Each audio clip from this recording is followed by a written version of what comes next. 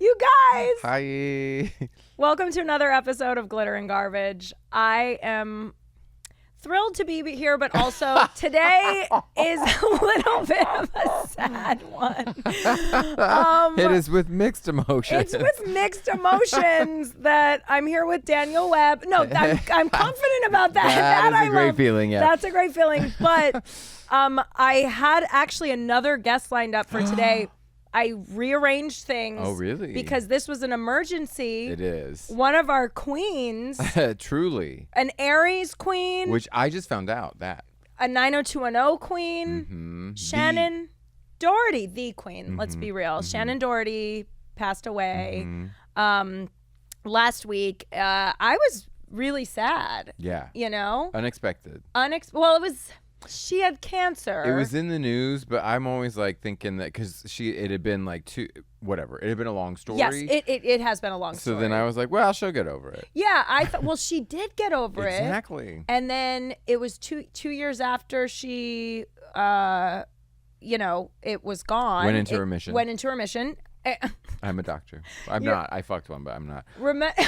Look how gross I look. How weird if you fuck someone, you become that thing. The profession? Oh my God, are you nuts? I would be a fucking rocket scientist. I'd be a drummer. I'd be a lot of comedians. Yeah. A lot of comedians. No, that would be the last thing. I did fuck someone who was clearly a doctor or someone. It was like a place in Malibu. Oh. But he was the weirdest person ever. Anyway, we're mourning somebody. We're mourning. Okay, yes. So I wanted to wear black, and I wanted to give a little bit of a nod to the Queen, Brenda Walsh, and wear a black leather vest with nothing under it and jeans, ripped jeans. So here I am. It is very Brenda Walsh goes to the 21 and up club, though. Right? Yeah. Okay, so let's talk about this. First of all, Aaron, I sent you some pictures. Can you pull up the kind of style mood board? Oh, Aaron. Yeah. Also, big shout out to Aaron. Hey. He's running all our tech. He also might chime in with some notes if I fuck anything up. He's always doing that, which I have to give him a huge shout out because on your episode the week before last, he said we were joking about Reseda, and I missed Aaron had written I live in Reseda. But that's not where you're from, is it? Okay. No, it's not. But anyway, which by the way, speaking of Reseda, 90210, there is a lot of valley shade. Oh, they're so territorial. Oh my God, Andrea Zuckerman lives in Van Nuys. So in my morning, I've been watching. Me too. Am I allowed to plug it? Whatever. There's an online streaming where they show 90210 and I always say consequential order, even though that's the wrong word, but everybody on 90210 has major consequences. So yeah, they do. So it kind of makes sense. But I had 1,000% forgotten about the Andrea Zuckerberg. I live with my Zuckerman. God, I'm fucking canceled. I live with my grandma in an apartment. Well, her grandma lives in I only know because I just watched this. Her grandma, and it's so funny because I'm watching it with Mitch, who's never seen it. Oh, you watched the first? I'm 6 episodes in on the first season. Okay, yeah. It is... First of all, the theme song changes throughout. Yeah. Their house changes from the pilot to the second episode when they got picked up. Spanish little house. It turns into the cute Spanish house. Brenda has a tumultuous relationship with bangs, clearly. Which, can we throw this up and then I'll get to Andrea. Can we throw up Brenda's bangs, please? This is not a bad haircut episode. I just want to make it very clear. Oh no, she talked about it on Arsenio Hall. On Arsenio. Yeah, which I went down that rabbit hole. You were telling me. I've been doing a lot of research. Thank you. I love this is like, I don't research any of my other episodes really, but this one I'm like, we gotta know. She was not my favorite in real time. Really? I liked her because I kind of wanted to be that strong, but I didn't have the fucking actual persona to pull it off. Yeah. I was so much more Donna Martin all day, all night. I wanted to be Kelly with her little pouty mouth. Oh, Kelly with the pouty mouth. That little tight mouth, right? It is a little tight mouth. But I liked Brenda's she does that a lot. She has right before she says something, there's a crisp side. Yes. Not an air side, but it hits the back of her throat. Mm-hmm. But she talks about on Arsenio about how the producers made her dye her hair blonde. Blonde? In retaliation for the bangs. Wait, what? I think it's in between pilot and first. Because she talks about Wait, they made her go blonde or they made her get bangs? put in like blonde highlights or something. Oh. The bangs were her. Oh, wait. Can we pull up the bangs? Did I send you that, Aaron? Because these bangs look like, okay. Can we just talk? You guys know I've mentioned my Uncut Bangs parody, which is the shot for shot parody of the Uncut Gems trailer, where I literally have bangs that look like this that are supposed to look horrific on purpose. Aaron, do you have the side by side? Yeah. I mean, can we talk about this? They're so spiky. But what's crazy is like the amount of like weird bad cutting I had to do to get this effect. Yeah. This hairdresser should have their license revoked. This is not a bad haircut episode. This is just how her bangs work. And that is pilot Shannen Doherty, isn't No, it? this is not pilot. This is like episode 2 or 3. It is. Pilot, okay. no bangs. Wow. They almost look like clip-in, to be honest. They're so bad. But you said, so I was did just gonna she cut these? In not like herself, but she changed her appearance, right? Okay. Which can like piss people off in television.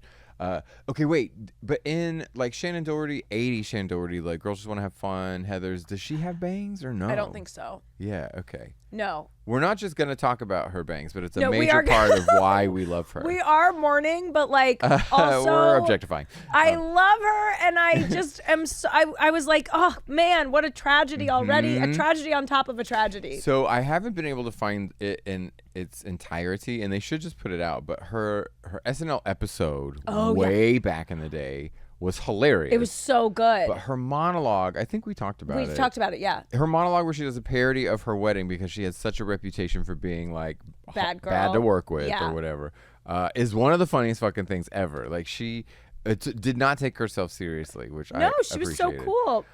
Mitch brought out, he pulled up that episode of what have y'all Adam Sandler. Hilarious. Where Adams plays just this guy who can't get over his ex-girlfriend who is Shannen Doherty. Hilarious. It's so funny. That's a great one. It's a really good one. That whole episode was very good. And she had a great sense of humor about it. And actually, I mean, looking back now, it's like, I feel so bad for her. I just remember like she could not get out of the magazine. You know, the paparazzi just followed her. They were so awful to her. Well, and they were like, of all the things that like Teen Bot magazine, and I lived through this, Teen Beat, whatever, Tiger Beat, all that bullshit, which I purchased. They were like top of all of that. Oh, like maybe Madonna. I mean, literally, they were on Rolling Stone. The Yeah, cover just of Rolling the three Stone. of them, Just right? the three of them. Isn't that Just so Brenda, mean? Dylan, and Brandon. Which can we talk about? So mean. The sexual undertones between Brandon and Dylan. Oh. There's a little bit They're very bro-y. They're so bro-y, but also their friendship starts with Dylan stands up for Scott, who's being bullied like in one of their classes. I think it's Scott. And Dylan turns, like, Brandon's like, hey man, stop. And then Dylan turns around and is like, stop it, dude. And then they really stop. And it's like, oh shit. And that's the first time we see Dylan actually is in episode 2. He's not in the pilot. Oh, he had a reveal. And Dylan and Brandon is like, wants to be his friend and goes up to him and is like, hey man, you want to do lunch? And like fully Shut up. It feels like he's just asking him out on a date. Oh my God, I have to start back. I started it's in sequential order. So I started somewhere in like season 3, which is a rich season. Oh, it's so good. I know I'm having to weed through a lot of like bad stuff. But the bad stuff. First season is great. I love fucking Donna gets 15 seconds an episode. I know. They barely push her out there. Mitch is like, which one's Tori Spelling She's again? not there yet. And it's not even a reveal. It's not Luke Perry style. She has like one line. So Jason Priestley, Brandon is a 45-year-old dad. Brandon is such a dad. He's a dad. He's a social justice warrior. Yeah. Oh, early. Investigative reporter for the West Beverly High newspaper. Did you know there is no West Beverly? I did. I didn't until I moved here. But I've had Ben Glebe on who went to Beverly Hills High. Oh, riveting. Yeah, yes. I know. My favorite thing is the intro. Oh, yeah. At least in this season is where they show Brandon opening the door on the parents and they go, oh, because they're eavesdropping. Yeah. But Brandon is shirtless with jeans and a belt. Yeah. I think there's a belt. Probably. On a fucking cordless phone. Yeah. Not a wireless, not a cellular phone, but a like cordless phone. Yeah. That is my favorite picture. Like, why is he? Yeah. Oh, no, he's constantly shirtless, by the way. Constantly shirtless. Yeah, also Mitch was like, why does he talk like he's in Goodfellas? Like, first of all, it's eyebrows. Yeah, and it's like, come on, Bren. What? Bren. Yeah, he has Bren. this like. Bro. Yeah, he's like, what are we doing, Bren? Yeah. Like, he does have this kind of East Coast vibe. And what's weird is Mitch goes, I don't care. It's not even. They're from Minnesota, which has such a specific accent. Yeah, exactly. And he's got this like cool guy. Oh, he East vocal Coast. fries way before the Kardashians were even born. Yes. He's like, Bren. Now, Bren, were you? I was always more of a Brandon girl growing up, but. So yeah, I never got such disrespect, but I never got the Luke Perry thing at all. But that being said, in my world, Tori Spelling was the most beautiful thing I'd ever seen. Like, I loved her. I really did. I love that. Because, and I've told you this, but okay, so you could buy magazines, but you could buy, sometimes they made like a little, like a book, right? Yeah. You know, like a thicker magazine. Yeah. Oh, yeah. And there was one that was all about Beverly Hills 90210, and I took it to school. And there were some people I wouldn't let see it. Like, I had it. Can I see it? No. You know what I mean? Or like I would hold it and show it to people. But the main reason was because in the back they had listed an address for each star. Oh, yeah. Which was all P.O. boxes and in care of like fan club addresses. But you as a kid, you're like, this is where they live. live. I had information. Are you kidding me? It was a roadmap to the stars. So I coveted that thing. But my favorite was it had this picture of like the Spelling family. Oh, my God. I was like, they all look like mutants. That's so funny. Man. But I loved, like, I was obsessed with Tori Spelling.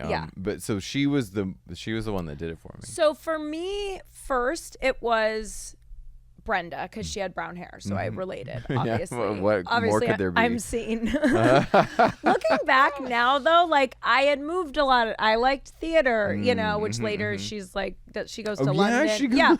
So it's like it was more than just the brown hair. Yeah. And Aries, obviously, I don't know what sign Brenda is, but Shannen. Wait, they're twins. They are.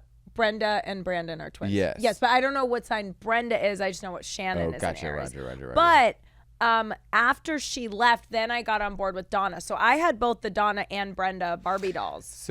Oh shit. Yes. So in my life, there were two things happening at the same time with two television shows, and because Saved by the Bell sort of mirrors 90210. Yeah. They were on same times, and they both go get a beach job. Both of them go work at a fucking beach club.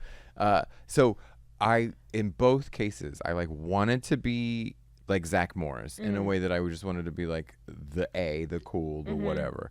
Same with the Jason Priestley, right? Yeah. Same hair. Yeah. Same weird fake machismo bullshit. Yeah. But in real life, I really wanted to be or like be friends with Lisa Turtle and Donna Martin. Do you know? Hilarious. I was like, those are the same characters on both shows. Yeah. I was like. Tori was on Saved by the Bell too. Correct. Yeah. Yes, as fucking Dustin Screech's Diamond's girlfriend. Yeah. What was her name? What was it? That was Heaven on Earth. That crossover. Oh my God. Because she's on more than one. Yeah. Oh yeah. She had like a little nice recording. Because she's an actress. She is an actress. I look like I have a gunt in these pants. I'm sorry. If a gut? A gunt. A gunt? What's you don't a know gunt? That word? It's where my gut overlaps with my cunt, and then see look. Look at that. Yes. Oh my gosh. Yes. Look at her. Yep. She's so good. So this is the season I was watching. Oh, it's so good. And so in the left side, or the stripy episode, is the Christmas episode where they're on a bus. Spoiler. Do you remember this one? Don't they invite someone in for Christmas dinner to the Walshes? There is definitely an episode where they invite someone in like who a is poor in person. Need. Yes. Yeah. A non-Beverly Hills person. And I don't mean Andrea Zuckerman. No. So same episode. She has to go home to check the news whether or not she got into Yale, but they're in like her grandma's apartment. Okay, so here's what happened. Because I got the scoop, and I told you, and you guys know, Glitterati, I waited in line at a car show to meet Gabrielle Carteris. What? Yes. My parents took me. I was in 3rd grade, and she was doing an appearance at a car show, and my fucking parents took me, and I met her, and I turned bright red. She was the first celebrity I ever met. Was she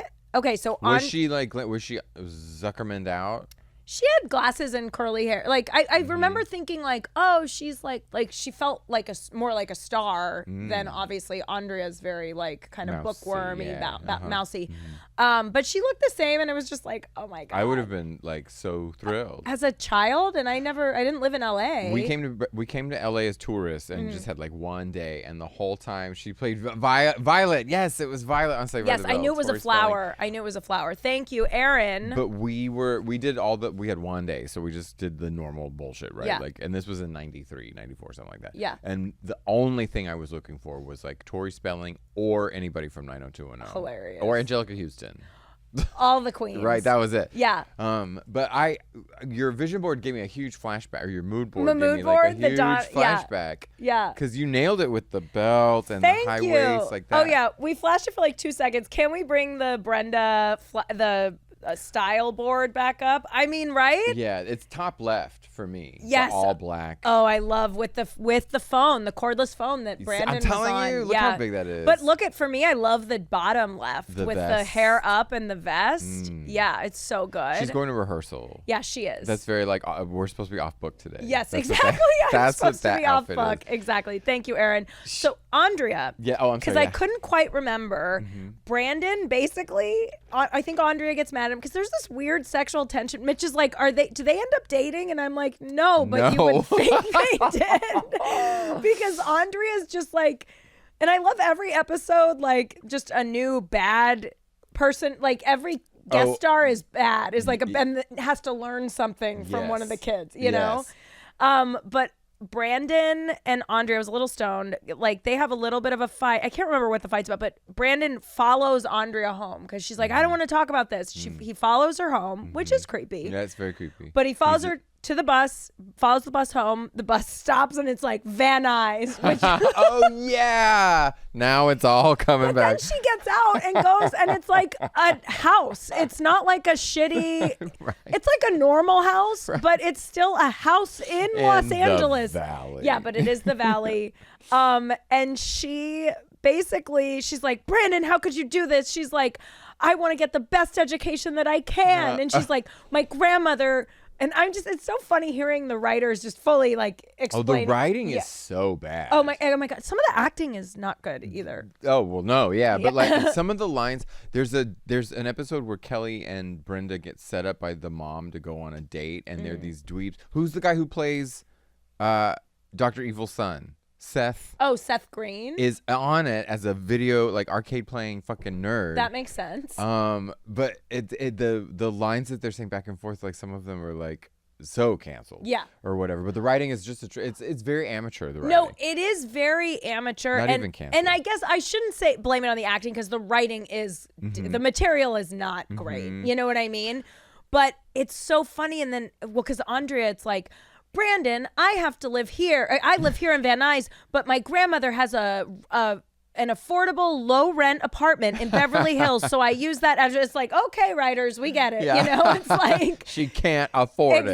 Exactly. So it's so funny. But she makes the best grades. She does make the best grades. Was she the valedictorian? Yes, or was that a scandal? Oh no, she was the valedictorian. And remember, she was like practicing her speech over and over to the point where, and then she goes up and she's so nervous, and then she just throws it all away and she talks from the heart. She just wings it for the first time in her life. For the first time ever. She doesn't, the test she studied for. Yep. She never needed to. Exactly. I'm just, all these storylines, because the writing is so bad, or I should say the writing is so like extra, because the episode, the last one I watched is called Strangers in the Night, I think. Ooh. Or something like that. Okay. And it's where they're drag racing. Oh, yeah. And they recognize this by the stars hanging from the fucking rearview mirror. Yeah. That is the car that hit Andrea. And then I was like, wait a second, does Andrea get hit by a car? Oh yeah, I think she did. She did. I forgot about that. So did I. I'm so excited to fucking rewatch this whole series. I was dying because I was like, you can't start in the middle. Yeah. Because there's a lot of backstory. There's so much that's happened. And I'm so sad because the point that I jumped in was, I think, after Color Me Bad's episode. Yeah. Or somewhere in the yeah. The Christmas one's hysterical. Do you remember what happens? All I remember. I don't want to keep spoiling. The Christmas, episodes. It's fine, but the only one I remember is, I think, Donna or someone comes in with someone who is unhoused or doesn't have enough money to have Christmas dinner. Wait, I remember her walking with a cane. Wait, who? Who's Aaron, walking with a cane? And not Andrea. So I'm sorry, that was Andrea. Andrea, excuse me. Yes, Andrea was walking with a cane because she got hit by a car. Oh yeah, yeah.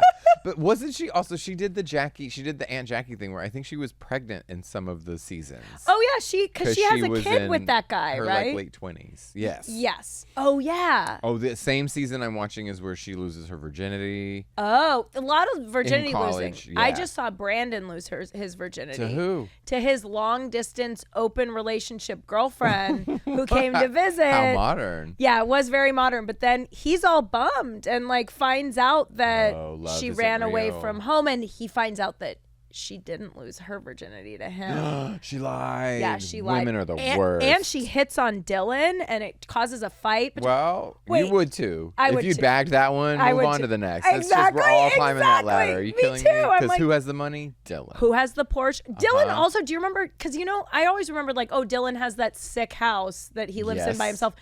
The first season, he lives in a fucking hotel that his like parents own. You remember his mom, the actress? Who was the actress? Doesn't she have that like almost fake accent? She Something talks like very that. grand. Oh wait, Dylan. yes, she comes in at She's a writer. I remember her coming in, I think for his graduation. Yeah. And I think she has a nice moment with Brenda. Oh. I just remember during the graduation episode, I was so sad. I was sad, and then I remember like Brenda and Dylan having a little moment, but also like I think he's with Kelly at that point, which I was never on board with him and Kelly. So the Christmas episode is in that part. Oh, I'm so sorry. No, I'm not going to spoil. But I'm just they're still dealing with Kelly, Brenda, Dylan, who's gonna choose kind of bullshit. Right. That's part of what spoils the Christmas spirit. There was a lot in my youth that I mimicked, right? I think a lot of people do that, but I really did try to mimic, like, Donna Martin's, like, whimsy. Yeah. And Brenda's fucking seriousness. Yeah. Because she takes herself very seriously. Yeah, she does. My favorite, though, is, like, when they're the breast cancer episode. Oh, yeah. Where I think it's Donna goes, "Aren't you glad you used Dial?" And they're all like, "Donna, this is serious." Oh, my God, Donna! Like, they're mean to her. Wait. Well, what did she say in the episode? Do you remember? Wait, which? Prepare for the best, expect the worst. What's that? I can't remember. Oh, something like that. Yeah. Where it's like, because everyone's taking a test, but Brenda's waiting for the results. Yeah, I remember that was a heavy. Hope for the episode. best, prepare for the worst. Something. Hope like for the that. best, prepare for the worst. Yes. That was the first time I ever heard that. Really? I'm telling you, that show gave me culture. It gave me. So what's happening in the first 6 episodes? Well, I mean, they moved to California, fish out of water, typical. For whatever in the second one, like Brandon, it's weird because the pilot is like an hour and a half long. It almost feels like 2 episodes in one. Yeah. And then the new one, obviously they have a new house. Some of the rooms inside are the same, but the outside is different. Brenda has bad bangs, but is a queen still. And she's still trying to find her footing. She really, I think, wants Kelly's approval and wants to be accepted. She's can't afford all the clothes that everyone. There's a shoplifting episode, which I live for. Did you shoplift as a kid? Oh, I was too scared. I would shoplift like art supplies. Oh, I shoplifted from garments. I shoplifted clothes. I would steal from like people, not stores. If it was like, when I was a kid, I would steal like toys and stuff. Yeah. But yeah, I only shoplifted like art pens and stuff like that. Nothing like clothing. It's really funny because of course it's not Brenda. What I love is they really do show the complexity of like being a teen though, because like Brenda wants to steal, like all the characters, even though the writing, some of the dialogue is a little heavy handed, all of the characters are pretty complex. Like Brandon is a good guy, but he is not perfect. Like the episode before that, he spent the night not like hooking up but with the rich girl who has the party in episode 1. Her name's Marianne. The party. And then she sends him flowers the next day, and all the guys are like, "Oh, what happened?" And she wanted to hook up, and he said, "No, let's just talk." And he goes, "If I told you, you wouldn't believe me." And then that starts a rumor that they boned. That Brandon doesn't deny. He doesn't deny. so it does show like the kind of, which I actually watching this, I'm like, this was actually a really good show of like depicting teens in these like hard circumstances. So part of my fucking rabbit hole K-hole of Shannen Doherty clips was her on Arsenio Hall, which was a great interview. I loved Arsenio Hall. It was a really great show back in the day. I love Arsenio. I think I'm on a show with him tonight. Are you serious? Yeah. Oh my gosh. So back then it was a great show. Paula Abdul was on all the time.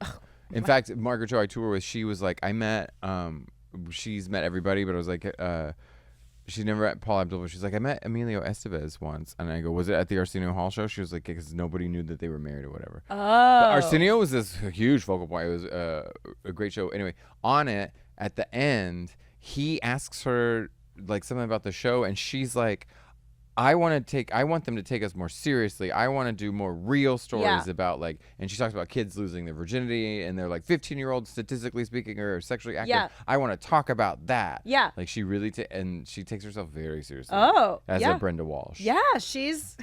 Man, she was though. But also, it was very controversial that the episode where she loses her virginity. It was controversial because they showed a girl having sex and there not being any negative consequences. So it was like kind of a big deal. Yeah. They really were, and I mean, it was again very heavy-handed, but they addressed like pretty big world issue. Brandon is like single-handedly trying to save the world. Also, Steve is like, he's a scandal, walking scandal. He's like fully racist in the first, like, like the basketball tryouts episode. Oh no, I'll just say, oh no, yeah, and Brandon's like.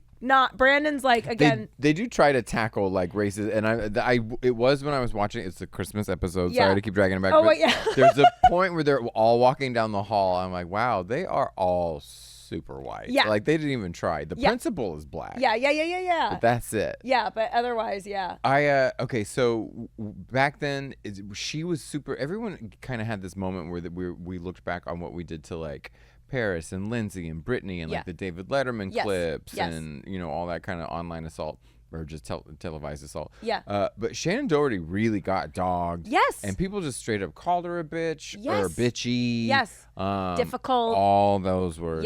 I haven't really gone down on her podcast a lot, like a deep dive on her podcast, but she and like Jason Priestley talked about how I listened to the episode. Oh, you did? Did you listen to it? No, I just clips where she was like, I was in a hard marriage and it was hard for me to like literally leave the house. You know who that hard marriage is? I know. My old that guy, fucking podcast partner. Any secrets you want to reveal?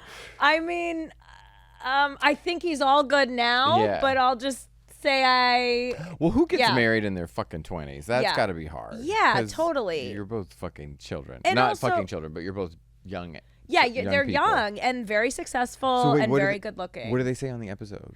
She just says, because I think I need to do a little more research, but it sounds like Brandon was kind of the leader in maybe orchestrate, like someone had to We're step not going to stand for this. And he said he was really torn because he goes, this show is about Brenda and Brandon. Like they're the that's like the inciting incident that starts everything is their move. So he was like, it was terrifying, but you know, we didn't know. It was actually a really nice conversation. What I really loved about it is she was like, I'm not blaming anyone but myself. I take full responsibility. I just wish I had been more open with you guys about what I was going through. Yeah, but you should also not have to be like, I'm going through a horrible marriage right now. I'm sorry I couldn't be at work on time. Fuck y'all. Like that doesn't work in real time sometimes. Yes. Because people are like, she needs to get her shit together. Totally. Like she doesn't have her shit together. So I think she just says, you know, I don't hold any like hard feelings towards you. Whatever they had made up But she got, and I don't defend Courtney Love, but like from the jump, the press called Courtney Love like a heroin addict and a bad mom and a junkie and like a murderer all those things. So whether any of those were true or not, that was her story, you know, that was the way she was framed or shaped from the get-go. And Shannen, her fucking Brenda character is sort of the bitchy one. Out of the four women on that show. Mitch is like, Brenda sucks. I was like, I will not stand for this Brenda slander. Well, she goes and works at the dad's firm, right? You remember that? And she's like, ugh, between my working and my studying, I'll never go on a date. Like, she does suck. the stealing episode, though, the shoplifting episode, just because I did shoplift. Like, my friends and I stole bras from, like, Foley's, which is a department store. Hell yeah. I know Foley's. It's not in business anymore. I'm like, did we take them down? No, those bastards took themselves down. So you've gone to the episode where she wants to go to the 21 and Up Club, right? Yes. Okay, so the 21 and Up Club is, like, episode, I think it might be part of the pilot, actually. Where they get... Kelly makes them bad fake IDs. Yes. She literally just writes on their IDs. Correct. And you could easily wipe it off. Somehow it works. Only Brenda's works, though. So she goes in and meets this, I think he's supposed to be 25. This dude looks 40. He's pushing he's so 40. Old, yeah. He's the guy who plays Rex Manning in Empire Records. I can't believe that. You know, I've never seen Empire Records. I went through a phase. Are you fucking kidding? Get out. No. Get off this podcast right now. By the time that Aaron, movie... you've seen Empire Records, right? Thank God. By the time that movie came out, I was sort of into, like, because it was so popular, I was like, then I don't want to see it. Yeah. And that's how Mitch, I don't think Mitch has seen it either. And I love Mitch and I have a lot in common. Yeah, you do. But I'll have you and we'll do a double date screening. Great idea. Bring the pup. Yeah. We'll do it all. Oh, yeah. Okay, yeah. Another thing I noticed about back then is that she was on a lot of talk shows. Like, there's tons of her on, like, Jay Leno, and they're asking her about things like that. Or they're also, like, she did Playboy, which I forgot about. Oh, yeah. And they're totally objectifying it. Oh, okay. Wow, Aaron. Oh, Aaron's seen it and doesn't like it. Empire Records. Okay. I don't know why. And take back my relief that you had seen it. I'm going to change the topic just for a second because there were movies like Empire Records before Empire Records that are better. Which ones? Like Singles or like Reality Bites. Oh, I mean... Those angsty 90s grungy teenage movies that hit those people. I saw it as an adult. Okay, but God. see, it didn't. Maybe I was a teenager when Empire Records came out, but there was something about it that just like it was too. It felt fake. Yeah. Also, there was a Liv Tyler thing. It was like she had Nepo baby vibes before that was a word. Or concept. Yeah. So it seemed like that. I was like, why is she in a movie? But it was also weird because like she didn't know that was her dad for so long. Oh, no shade. It's like it was one of those early. Same way everybody was rude to Shannen Doherty. It was like, oh, she's just his daughter from those music videos. Yeah. Why is she an actress now? Right. Yeah, she had really that evolution. Was kind of like one of the first Nepo babies. Yeah, you but know? I mean, she has her own. None of them were movie stars, right? She fucking. Mick Jagger's not a movie star, but Mick Jagger. What's his name? Steven Tyler's not a movie star. They all look alike. I know his daughter Chelsea, and she looks the most like him. Wow. She's so cool. Really? She's great. Yeah, she's his youngest daughter. You know a rock star's daughter? I do. And she looks literally... I only take note of this because when I first started stand-up, a male comic said to me, this is going to sound really weird, and I think you're so hot, but you look kind of like Steven Tyler. Oh, my God. And she's like, I am. And I was, yeah, exactly. That was my opening joke for a long time, like my first year in stand-up, looking like Steven Tyler. But then I met her, and I was like, oh, no, you look like Steven Tyler. But yeah, they all look alike. Were you into, did you, I will always talk about 90210, but did your love for Shannen Doherty like elevate to Charmed and the other things? I started to watch Charmed. I do think that I was negatively impacted by the press around her and was like, she seems like a bad girl. I guess she's a mess, and kind of moved away. And then with Charmed, she got fired from that too. Which guess who said they had something to do with it? I know, Alyssa. Which is crazy, but they had that happen before she passed, right? They talked about, or that was in her. I think I don't know that they like made up. Yeah. Like I think Holly Marie Combs, who played the youngest sister on Charmed, and Shannen, I mean, they were like besties. You guys, I've just been getting stoned and going down Shannen Doherty rabbit holes. She had a great body of work. When you think about it, she's in so much stuff. Heathers and 90210. I mean, Heathers is one of my favorite movies of all time. Did you watch, there's a really good, Winona Ryder goes through like a few of the characters that she plays, and it's so good. I forget who put it, but they just put put it out, and she goes through Beetlejuice and Heathers and whatever the fuck other things. But the Heathers one is really touching, like the way she talks about that. And, amazing. Like, the filming of it. But like Girls Just Want to Have Fun. Oh, yes. Is an epic movie. Yeah. And I think Shannen Doherty's in it for like 2 seconds. Yeah, but even still, she's it's like the Donna of that movie. She's the Donna Martin season 1. Yeah. Did you ever see her on like Little House? Not really. I feel like I've seen her in random things where I'm like, that's baby Shannen Doherty. Baby. You know? Like Original Teeth. Yes. Shannen Doherty. Remember the gappy teeth? The gappy teeth. I love gappy teeth. I'll never forget. I made a joke. I was asked to do a roast for a male comic, and he had some gaps. And I made a joke. I was like, his teeth look like Shannen Doherty's from season 1 of 90210. That's funny.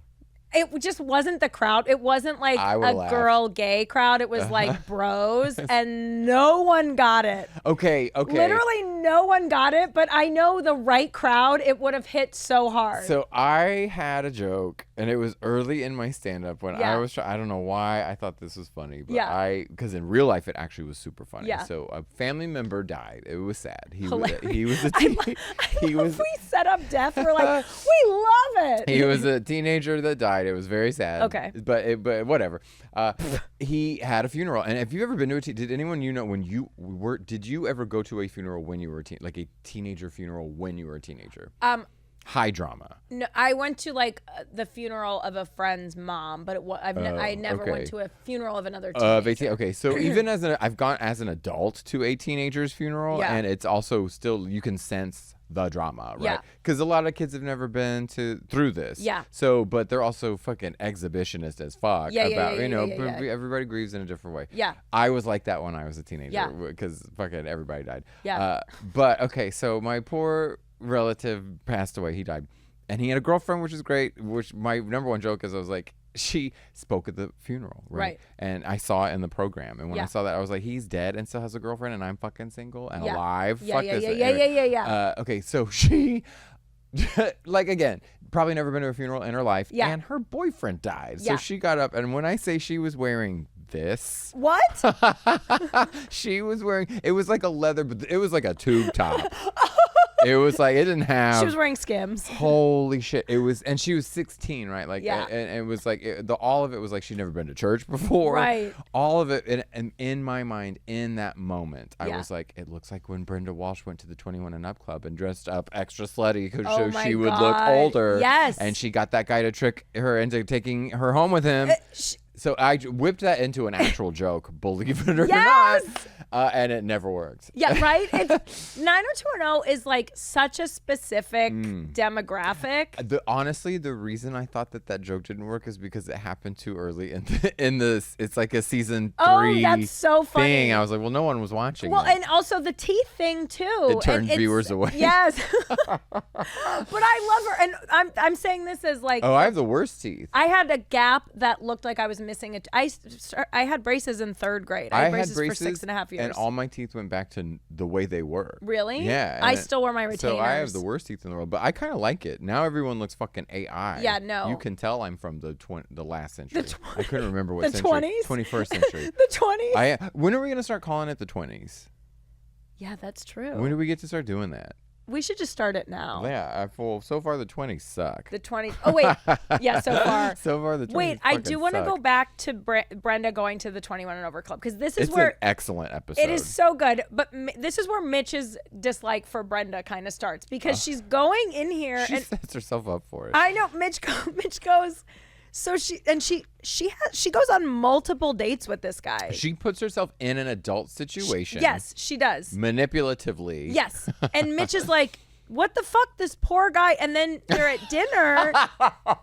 Mitch is like, this poor guy is like about to commit a crime. Date rape. Yeah, exactly. Excuse me. Sorry, bleep it or whatever. No, it's fine. But Mitch was like, so then she goes on like 2 or 3 dates with him. One of them is a double date with another couple of friends of his. Yes. And they're like, Brenda, what are you studying at UCLA? And she has him drop her off at UCLA and then takes a cab home. Yes. Wait, can we talk about really fast? It's his apartment, and he has that fish tank. I think, is it his? Oh, is it not? Here's the thing. It's hard to know because Brenda really, it's like this episode, she leads this old guy on. Yes. And then she finally at dinner on like their third date when she's supposed to go home with him, she's like, I'm actually in high school. And then he gets really mad and asks for the check. And she's like, you don't love me? Like, no, bitch, you lied to me. Exactly. Like, I'm committing a crime. I know. She's like, doesn't understand why he doesn't like her. And then like the very next episode, she has a crush on her like math geometry teacher. And, again. Yeah. And he's old. And she's like, oh, he's so hot. And then he asks her to babysit. And then she goes over to babysit and she's talking to one of the other friends, not Kelly or Donna, like another one episode friend, but she's like it's to Brandon's girlfriend who comes to visit. And I think they're talking about guys. To remember her. And she goes, she's pretty forgettable, but she goes, and she has this like old timey sounding accent. Like Dylan's mom. Yes. It's so weird. But Brenda says, the hottest guy at my school is my math teacher. It's just like, oh my God, Brenda. Why did they get, well, I guess I had a crush on some teachers. I told Mitch though, but this is where I came to, and I go, no, Mitch, this show was very honest. Who didn't have a crush on one teacher? I had a crush on, I'll give him a big shout out right now. Brett, we're still friends to this day. It.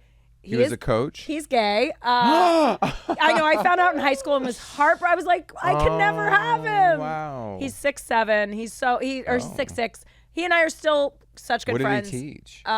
He taught English and he taught pop culture and he taught like all the things I love. All the gay stuff. All the gay stuff. He's so great though. All our gay teachers looked like normal people. Oh really? Yeah, because I also grew up last century when people still look normal. Yeah. If you saw like a fit person, they had to be famous. Right. Or that was it. You didn't have fit people back then. You just didn't. Like. Yeah. I mean, if you were athletic somewhat, but people were just not. Your adults. Right. Didn't take care of themselves. Totally. Everybody looked old. Everyone just looked like sugar. Like sugar consumers. So okay. But Oh wait. What was I saying? The episode where Mitch was like with the teacher. Oh, Mitch was like getting so mad, and I go, no.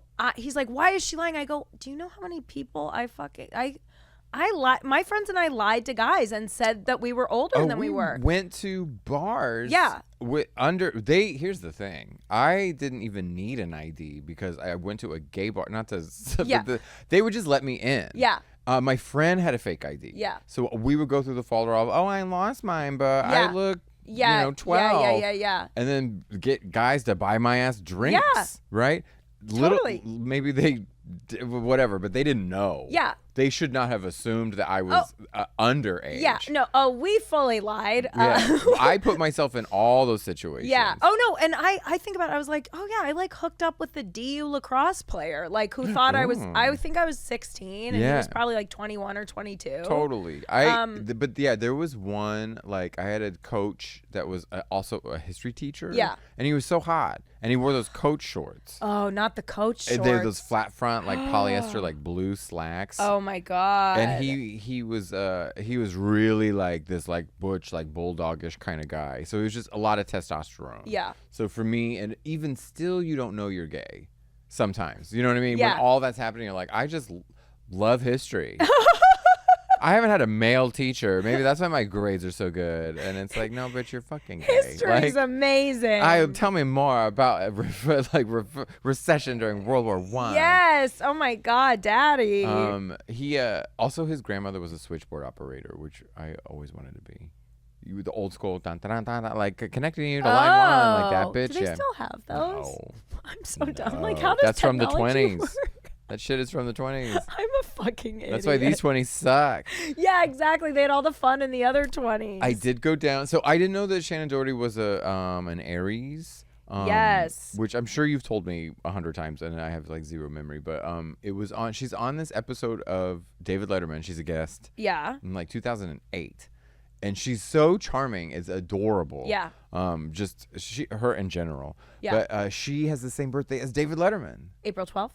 Oh my God, you knew that. I love that you knew that. I just always memorized like a lot of the birthdays around mine because again, I felt seen. If you have brown hair or a birthday near mine, we're the same bitch. April 13th has like 0. Really? No cool ones. April 7th has like Russell Crowe. See, mine's shit like that. And Jackie Chan, I think. That's a good one. Jackie Chan's good. And The Comedy Store. I think mine's like Thomas Jefferson. See, it's dumb. It's all like these old historical people. They're not fun, cool ones. That's so funny. Not a good one. Yeah, Sarah Michelle Gellar's April 14th, I think. I love us. I know. Nothing is funnier than you finding out that my boyfriend is a Pisces, which is, I guess, you're the Aries in your relationship, and Mitch is the Pisces. Yes. And you go, oh, we're just like Freddie Prinze Jr. and Sarah Michelle Gellar. I was like, what fucking planet are you on where that is literally the first? And I mean, the text came back immediately. That was my favorite thing ever. Well, I've always, other than the text you sent today where you're like, can I say it? Yes. Okay, you guys. I feel like I should read it. Breaking so news funny. update. It's Huge really news in the glitterati, in the glitterverse. Okay, my Gen Z comic friend's dad is besties with Ian Ziering. Which said out loud makes sense, but when you read it, it's like my Gen Z. Like if you told that to a time traveler, if I went back 100 years, I was like, "What does this mean? What does that mean?" They would think the world would come to an end. It has, but not because of any of that. And you guys, Sammy Weiser, who has been on this podcast multiple times, literally today, I put up the picture of Brenda with her bangs, and she goes, "Oh my God, my uncle is Ian Ziering," and I was like, "What?" And she goes, literally, I call him Uncle Ian because he and my dad are so close. They've been best friends like forever. Her dad has been an extra on 90210. Wait, what? Yeah. What episode? She sent me a scene. Oh, fuck. Here, I'll show it season? to you. I think like a lot of them. She goes, my dad would always get called in. Fuck yeah. Yeah, hold on. Let me show you. Oh, Here, I bet there's a lot of beach scenes. She just sent this. I don't know which one is her dad. Yes, let me see this. But he's in this scene. And I loved this show. Do you remember all the now seasons 2, 3-ish? Yeah. Do they have these? There's a lot of music, moody montages. So which I don't really remember. Yeah. From the more new seasons. So my prime time is season 1 to whenever they fucking graduate. Yeah. And then when they start living away and things, for some reason, I kind of stopped watching. Yeah. But my favorite is when they're in high school. Prime time. And the original crew. But the Christmas one, again, it was one of those, I was like, they take such leaps and bounds. They do. And the one where Donna and David do the World War II flashback. Oh my God, wait. Have you seen this? What? Okay, so they go to visit Donna's grandmother. Yeah. David and Donna go to visit her grandmother, who is the mom from Lassie. Oh my God. I'm pretty sure it's that actress. The 50s Lassie. And isn't she really Christian in it? Because she's Oh no, she's really, because her virginity is long she's Catholic or Christian, and I don't know if it's Catholic. She's something religious. Yeah.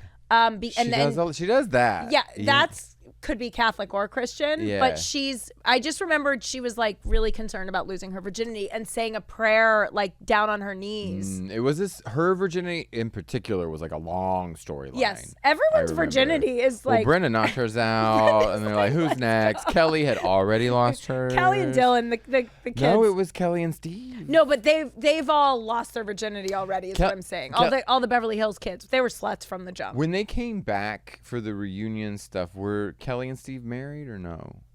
Steve Sanders and Kelly. Wait, for the reunion? When they did a remake. The reboot? Mm-hmm. I literally never watched the reboot. I just don't care. And when I Google it and it comes up, I'm like, get this blasphemy out of my face. I don't want the new characters. Yeah. At all. Yeah. I just want all the same old ones at the Peach Pit. Oh no, because remember they did that reboot, that 6-episode reboot. That's I think what I'm talking about. Oh, are you talking about the one 2000 early? Oh, okay. So you're talking about the one with Annalyn, McCourt, the newer hot people, and then they came in as teachers. Yes, yeah. Okay, because then they also did with the core original cast minus Luke because he had passed away. Yeah, no, neither. I haven't seen either. They did this weird reboot where they played themselves all these years later. Yes, that one. Yeah. Were they married in that one? I don't remember. Okay, fuck, look at us. I know Donna and David were like obviously I think still together. I think because isn't the last episode of the whole series them getting married? Oh shit! See, I was gone. I didn't even come back for that. Like I didn't even want to like see it. I fucking watched till the end. No, I had moved on to Melrose Place. And then there was Saved by the Bell, the college years, which interrupted You had a lot. things. You had a lot on your plate. But then I just moved on to Roseanne. This is before she was racist and nuts. But it was like I'd moved on to like that kind of sitcom television. Yeah. But okay, so wait, the flashback. There's one where they go to visit Donna's grandma, and she's like remembering her great love story. Yeah. And every time she goes back into it, they're like, "Okay, Grandma, tell us about the war." Yeah. And they flash back, and it's fucking Tori Spelling and Brian Austin Green in World War II, like so funny, like the Andrews sisters kind of fucking bullshit. And he's like going away to war. Oh my god! And they're at a train station, and she has to say goodbye. Bullshit. Oh my god! And they're hardcore acting. So good. Major hardcore acting. So good. But the show would take these weird, out of character. It really like would have very abrupt tone shifts too. Well, because they were trying, I don't know, they're obviously trying to be socially conscious, and they bring up all these issues. Yeah. There's racism issues. Yeah. Cheating, hacking to cheat, lying, shoplifting. I love the shoplifting. That's my favorite. Who was the oh shit, I can't remember. You've seen the Color Me Bad episode? I think I've seen all of the episodes. It's been a long time. What happens in the Color Me Bad one? Where they catch Donna's mom having an affair in the hotel room. Oh, yes, I think so. That was probably like the best episode of my life because Donna was the A story. Oh, God. / celebrity appearance. Did you watch as far as when she catches David cheating? I didn't like her then. You said before, you were like, I tuned out when she got a haircut. She cut her hair. I was done. You were I done really with dropped her. You dropped her like the world dropped fucking Kerry Russell, Felicity. There's an era of like designing women where like Delta Burke starts to gain weight and then they fire her. And that's my favorite era. Like, I don't want skinny Delta Burke. Yeah. I want like fat and almost fired Delta Burke. Sure. Of course. That's the best one. Yeah. She's the funniest. It's the best. Same with like fucking Tori Spelling. I want like long, crispy, crisp, fried, the fried, roots, crisp. 94 Yes. Tori Spelling. I love a 94 Tori. Yeah, I'm it's stuck there. See? With that lookbook I sent you of that era. Oh, with the like crazy, yeah. She always had hard bangs. Yeah, hard. Major hard Crunchy. bangs. And I, as a result, did too. I had basically this hair, but it would have been like crispy shrimp bangs. Now, can we talk for a second about something else I noticed about Dylan and Brandon? Because they just like, there really is something, they're such bros. You know how gay couples look alike sometimes? Like West Hollywood gay couples look alike? They're that. But also, like, straight couples. Remember Brad Pitt and Gwyneth Paltrow? Oh, well, no. That's a deeper conspiracy. But yes. Yeah. the short blonde hair. They had the same look. Where they split it down the middle and they both had short hair. Yeah. Well, he had long hair. Yes. Whatever. Yes. But there's a whole thing of Brad Pitt mimicking his image with whom he's dating. Oh, right, with Jennifer, he had the long hair. Yes, but he even did it back in the day, pre Gwyneth. Like with Juliette Lewis? That kind of shit. Yeah. He would have like crazy long hair. Yeah. Yeah, those eras. So it was like, but peak that was the Gwyneth Paltrow, Brad Pitt. Oh, it's just, I love blonde on blonde. Blonde on blonde. Yeah, like so two good. fucking golden retrievers just licking each other. Exactly. Like, what are we doing? But yes, couples that look alike. Wait, what was that? I was talking about Dylan and Brandon because they're together. It's like they go to lunch.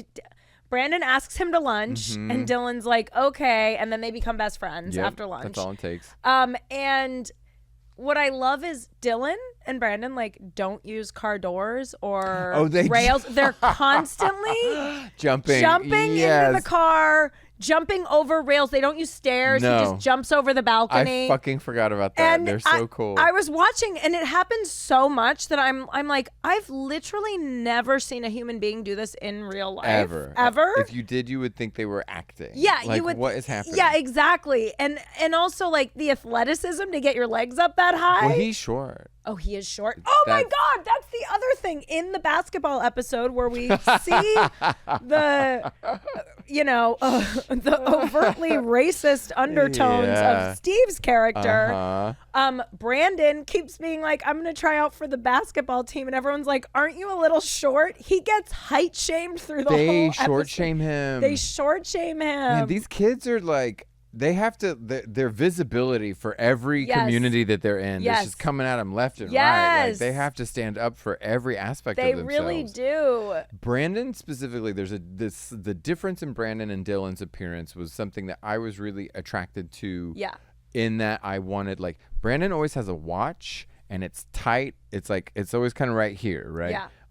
And he always has a tucked in shirt. Yeah. And his hair was always like fixed, like it never moves, right? So good. And they were just like, and it was always a polo shirt, like especially his beach attire when he's Brandon? Working. Yes, yeah, all of that. Well, he also always rolled up his sleeves. I had a Simpsons t-shirt. I would roll it up just because of like Brandon Walsh. Yeah, I wanted that because I thought that would make me butch. Do you know? Hilarious. And there's a lot of television that a closeted kid relates to, but can't put it in its right place. Yes. / you're trying to cover yourself in masculinity when it's like, you know, which is futile, right? Which is also so funny that you're looking to someone from 90210. Well, it was very Zach Morris, right? Yes. They were very bro-y. Yes. And to me that read like not sissy. Right.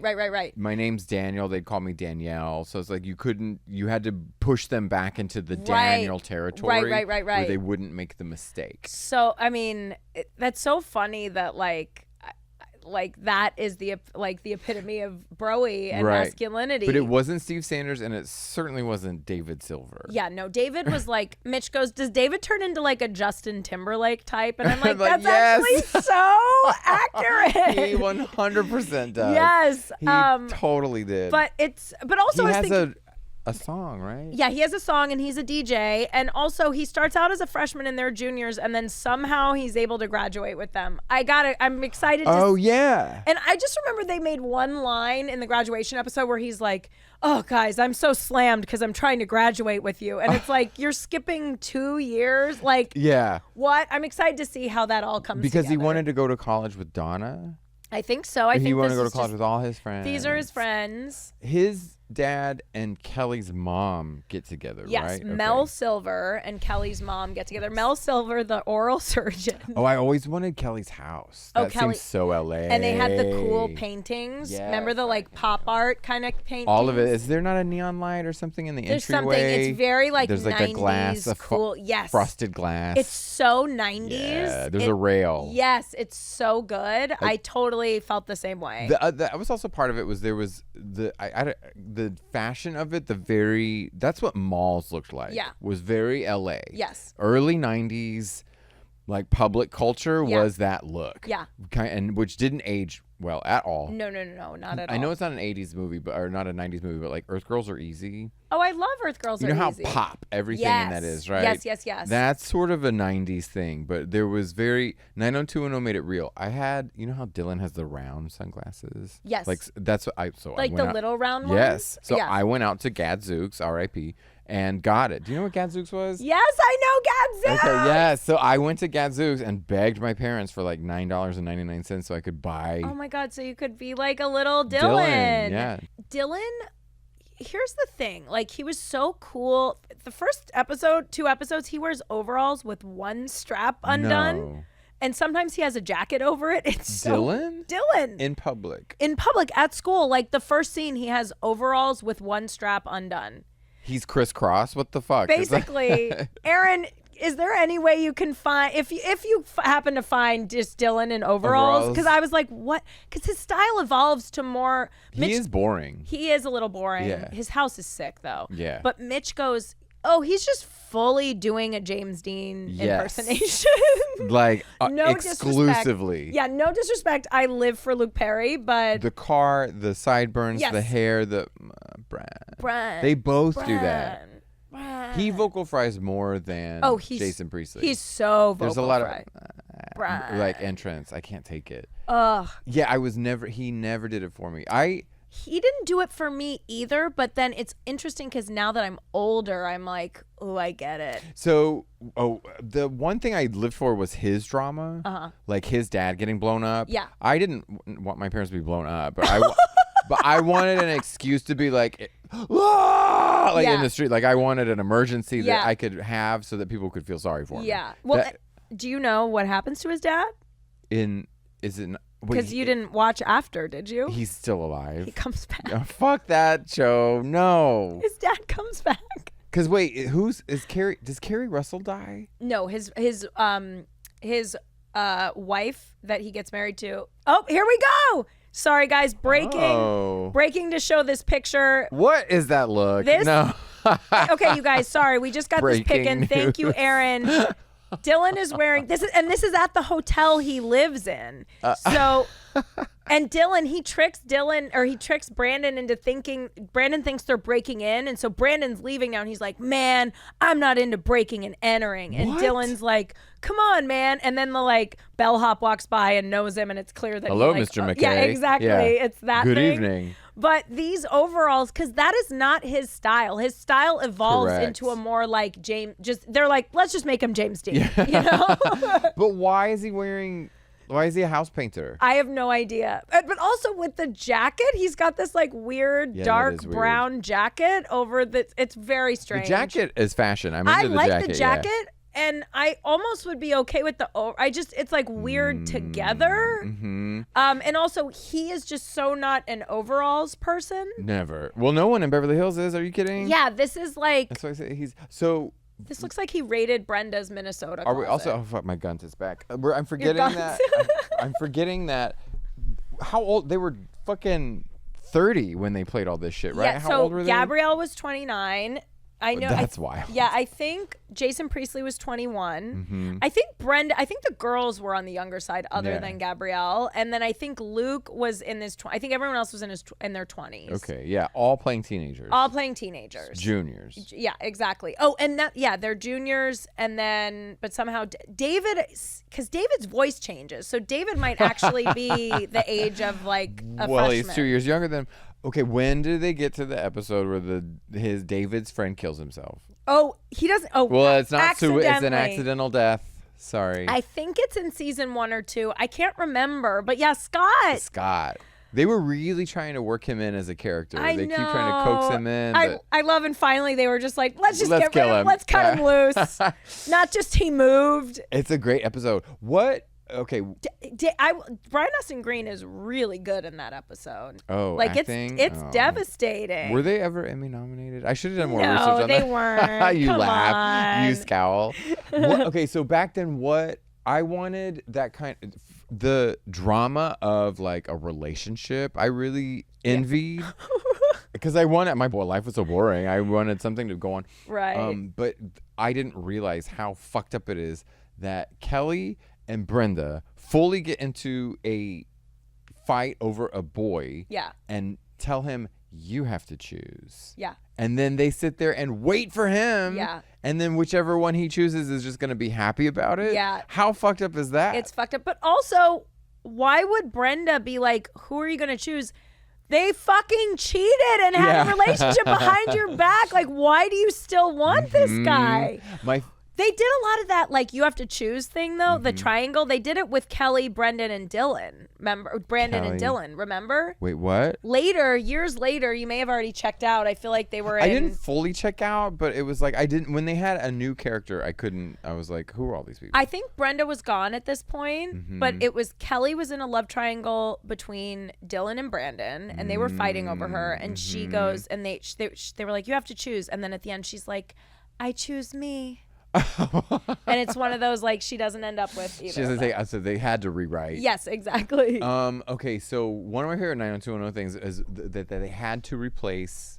Also, this is kind of shitty because they replaced Shannen Doherty's character with another bad girl. I know. But the best reveal was that it was Tiffany Amber Thiessen, fucking squeaky clean Kelly Kapowski. I know, and she was a vixen. And then the reveal that she's bad is when she goes into the bathroom to smoke crack. Wait, she smokes crack? Or is it weed? It can't be crack. No, she rolls something and smokes it in the bathroom. She's like, good night, Brandon. Thanks. And then she gets on the wireless phone and she's like, I got them all fooled. Oh my God. I think I'm a nice girl. Well, yeah, she was a big. I'm trying to Maybe think it's of weed. The character. It had to be weed. I don't think she was. I think she puts rocks in the thing. And I'm not kidding. I really do. Aaron, do you know? They made it so bad. It could have been. I mean, I was a kid, right? So I probably was like, oh my God, it's crack. Oh, one Emmy nomination for the entire show was for guest appearance by. Well, that's why Milton. they had Uncle Milty. Yeah, they had Milton. Okay, all right. Milton Berle was on fucking 90210. Everyone was on 90210. But here's the thing: Milton Berle started television. Yeah. Like he's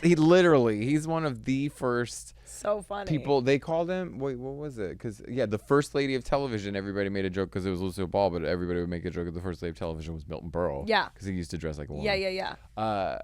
Oh my God, I didn't. That's as random as. Do you know Elizabeth Taylor's last movie? What? Do you know any of it? I don't mean to say it like that, but no. Elizabeth Taylor, who made Little Women, I think, back in the fucking day. Yeah. She was in Cleopatra. Yeah. Just these like epic movies. Virginia Woolf or whatever. Yeah. Who's Afraid of Virginia Woolf? And her last movie was The Flintstones. Like all these icons of like golden era Hollywood, and you go out on fucking 90210. That's like, I can't remember if I've talked about this with you. I feel like I've talked about it on this podcast, but Jean Smart, when my parents and I were watching a Hallmark movie, she was in a Hallmark movie with Candace Cameron Bure called A Shoe Lover's Christmas. Did I tell you about this? No. And she plays like this, like, I would have watched that shit. It was good, but it was bad good. But she wears this bad hat and she plays this like magical, like fairy godmother-esque character. This has to be like mid-90s. No, this was like maybe 6-7 years ago. Okay, all right. But pre-hacks. Yeah, pre-hacks and pre-Mare of Easttown. And I just remember it was maybe like a couple years before the Renaissance. Yes, yeah. And my parents and I were watching. My parents were like, "Is that Jean Smart?" Mm-hmm. Oh God, we got so sad for her. Why? A Hallmark movie with Candace Cameron That's Bure. money. Are you kidding me? It is money, but it isn't like, I mean, it was cheesy. Oh, well, no, I believe that. It was cheesy. And then like a year later she had Hacks, Mare of Easttown. We were like, thank God. I mean, no, it is definitely like a slight on your career to appear with Candace Cameron Bure. I will say that. No matter what point you are, you could be an Oscar winner and you're appearing with that. Sorry, she's not really an ally. Anyway, she's not, and her brother's a fucking psychopath and she doesn't call him out for not being an ally. Fuck you, bitch. Anyway, oh my God. You can bleep all that if you want to. No, it's fine. But yeah, Jean Smart's better than Candace Cameron Bure. No, but it was just like the movie, that all the circumstances, we were like, what is happening? I watched Designing Women in real time. Yeah. Because I'm an old faggot. Yeah. And was devastated because Jean Smart and Delta Burke were replaced. They fired Delta Burke, but Jean Smart moved on. Yeah. And they replaced Delta Burke with Julia Duffy, and they replaced Jean Smart with Jan Hooks. Yeah. Are you familiar with Jan Hooks? No. There's no basement in the Alamo. She's SNL. Oh. You know if you saw her. She was fucking yes. what's her face's mom on 30 Rock. Oh, yes. Why I forget her name. Jan Hooks is epic, right? Yeah. But Jean Smart has this crazy career where Designing Women, like it or not, was a successful television show. It was great. And then then she was on Frasier, which was like a big thing. And then she's on 24. Like she keeps having these like hardcore, like Daphne Zuniga. Love Daphne. She has these random moments of these giant career, epic things. What else has Spaceballs? Oh, Spaceballs, duh. She's in a TV movie with Lucille Ball. I mean, that's all you need. It's crazy. I'm so excited for that reboot. Oh my God, I can't even get started with it. Has anyone from Melrose Place passed away? Well, Kristen Davis died in that pool. She was a haunted pool. Oh, in the show? No, I mean the cast members. Like in 90210. No, I don't think so. Not yet. But you know how this show works. We say something and it happens. Oh my God. Right? I take it back. They're all. Grant Show, you hang on. Hang on, Grant. Because you're so hot. Yeah, he is hot. Still, right? Wait, did I tell you this publicist reached out to me? Reached out to my commercial agent. They hit me up. They were like, hey, can we send this over to your manager? And I was like, sure, whatever. And this publicist reached out and was like, we love Justine, we'd love to work with her. And I looked them up and one of their clients was Grant Show. Amazing. That's a moment. I know. I was like, sold. That's a pinch me moment. I know. Yeah. It is a pinch me. Almost as much of a pinch me as Sammy dropping that Ian's earring is Uncle Ian. Here's the Uncle Ian. Actually, Uncle has a great Ian. ring to it. Yeah. I might make my nieces call me that from now on. Yeah. It's Uncle Ian. Uncle Ian. There's never, because there's so much in my childhood that's rooted in weird media I soaked in. Yeah. So when you get these moments of like, and like for me, it's so random. But I was on a show with Marsha Warfield. Yeah. She was Roz on Night Court. Yeah. And not like a comedy icon for me by any means, but it was just someone I knew. So when I met her and was performing on the same show as her, like all these things were like, but I would be knocked out if I because you're 6 degrees away from Tori Spelling. I know. And now you're fucking 3 degrees away from Ian Ziering. I know. You met Kelly? I met Gabrielle. But did you? I used to do Tybo with Jenny Garth. Yeah. And her husband at the time, Peter Feccinelli. Well, that means you know her. Yeah, I know her. Wait, what was her husband at that time? Peter Feccinelli. Who was that clown? Peter Feccinelli was. Why do you know that name? Peter Feccinelli was the dad in Twilight, the dad of the vampires. Oh, okay. Yeah. And he was in what's it called? He was in Can't Hardly Wait. He was Jennifer Love Hewitt's asshole guess boyfriend. what other movie I didn't see? Can't Hardly Wait. That was Get the fuck out of here. Part of it was I would get dragged by my friends to see these movies. One of them was 10 Things I Hate About You, which people loved, and I hated that movie at that time. Yeah. Maybe I need to revisit. But then take me to see, what's that movie with all those sisters in that house? It's all dark and weird. And the Air did the soundtrack to it. Wait, what? Yes, what is that movie? The sisters in the house? And they all live in a house. What is that movie? Practical Magic? No. It's a dark movie. I can't even. Oh, Kirsten Dunst is in it. Suicide, Virgin Suicides. That one. So that was a teen movie I could get into. I was really into that movie. It's so funny. I wouldn't consider Virgin. It's so dark. Yeah, I loved it. I love when I think of a teen movie, I think of She's All That. No, I was not into that. I was mad at movies like that. Virgin Suicides. Mm-hmm. Did you ever see Welcome to the Dollhouse? Yeah. Thank God. Fuck yeah. But see, that was in that same wheelhouse. That to me was very dark. Oh, it was dark. That I loved. And I love dark. I love Virgin Suicides. Yeah. I just wouldn't put those in the category of 10 things I hate about you. I guess because I struggled for anything underground. If it had a cult appeal to it, then I was like, oh, I want to know about it. Right. Nobody else knows about it. Totally. I had to do a 180 after I'd gone deep in the well for 90210. Oh, I get it. I'm mixing all my metaphors. No, today. They're all so good. The 90s had such good. And also, you know what? The 90210 ran exactly through the 90s, 1990 through 2000. Shut up. Yeah. It's a decade. Wow. What other shows do that? That is just the full decade. Interesting. Isn't that cool? Yes. I know. I mean, it ran for 10 seasons. I remember I cried on the last episode. It had been a 10-year journey for me. Yeah, but there was a big thing. There was a huge culture at that time. It exists still. And it always, MASH was the highest rated. Yeah. Last episode of MASH was the highest rated TV show forever. Right. Until billions of people started watching the Super Bowl. But MASH took the record. Seinfeld really jacked that up. When Seinfeld ended, everyone's like, the last episode, like crazy. Well, and Friends, I remember too. Friends. Did we talk about this? The next day, which was nuts then. I don't even know why but it was a big deal. Because the last episode exclusively was available for sale on DVD the next day after broadcast. Wow. So you could record it on a VCR if you wanted to. Yeah. But that's how crazy culture was immediately after the episode you could purchase it. The last episode. So that was a culture thing at the turn of the century. Yeah. Because the end of the century was ending and there was Y2K and everything felt final. Yeah. So the final of everything was very dramatic. It was dramatic. Or just extra dramatic. Oh man. And Donna, by the end, I think she's a redhead, dark red hair. See, and that made me mad. Yeah, I'm Donna's a blonde. I need my blonde Donna. I had this I needed my idols to be bleach blonde with dark roots. Yeah. And a B to C story. I don't want you to be in the A story. You're not the star. No. But once I found out you could go drive by Tori Spelling's house. Yeah. And we were in Los Angeles. I was like, we had to do it. Tori Spelling, talk about Nepo babies. But I like the way she played her cards. Do too. But do you think, because she supposedly went in under a fake name. For that show. For 90210. Sure. Do you believe that? Or do you think it was because now a lot of actors get accused of trying to sound relatable. Some of them say they worked at jobs they did not work, like Universal Studios. I still love her so much. But do you think like back then we wouldn't have been able to uncover if that was a real story or not? I think they probably said on the sheet, on the call, whatever, the sheet. Yeah.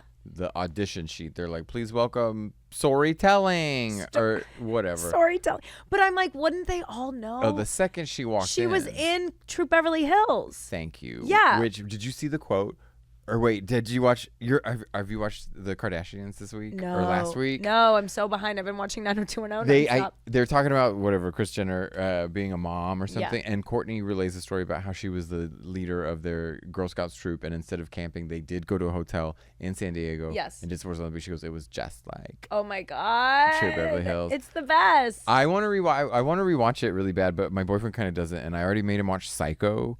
And you know where you make someone watch a movie and you're kind of like, this movie drags. Yeah. So I don't want to do that again too soon. I know. No, that doesn't drag. What, True Beverly Hills? True Beverly Hills. Oh, there's not a dull moment. No, there is. Oh, cookie time. Yeah. Oh, what is the song? Do the Freddie. Yeah, do the that Freddie. Song kills yeah, when me. they're at the elderly. Yeah. What is the cookie song? Oh, yeah. She does like a full Tina Turner. She does. Like hardcore. No, she totally does. It's cookie time. Yes. They have a whole song about that. I'm sorry, you guys. You know I try not to sing. Do the Freddie was the best. Do the Freddie, and then they did the mashed potatoes. You could drop me, my sister's friend Jacqueline. If we passed each other in the hallway, and she'd go, "Do that Freddie," I would hit the floor. Yeah, that was the funniest thing I'd ever seen. It was so good. My friend Ralphie, shout out Ralph Hardesty. If we were just having a conversation in the middle of it all, he could just start to finish do the ghost story about getting a perm. So good. He verbatim. He permed me. Verbatim. That was a movie my sister I think showed it at like a slumber party. Yeah. And I had to like literally watch from like the other room. You're like spying. Like around the corner because I wasn't supposed to be up that late and I wasn't supposed to be gay. And your sister was older. So, or probably not supposed to watch a PG-13 movie. Yeah. 90210 was a movie, or was a TV show I wasn't allowed to watch. My parents, I feel like, were like, no, you shouldn't watch it. And then I like just started watching it and I don't remember what happened. And but I was in second grade. I was 8 when I started watching, which is like pretty young. Same. I was still in like grade school. Yeah. The other thing was sometimes they would have a 2-hour episode, right? And I would have to ask to stay up past my bedtime. Totally. Because Donna was drunk at prom. Like I was going to say the season finales were always like 2 hours. 2 hours, right. Yeah, and it was like an event. So one time there was an episode I was not allowed to see Melrose Place like at all. I always had to sneak that for like the first few seasons. Yeah. And I lied. Once I got the trick that I could stay up extra for 90210 because I had a wall dedicated to story spelling in my house. I was obsessed with her. I loved her.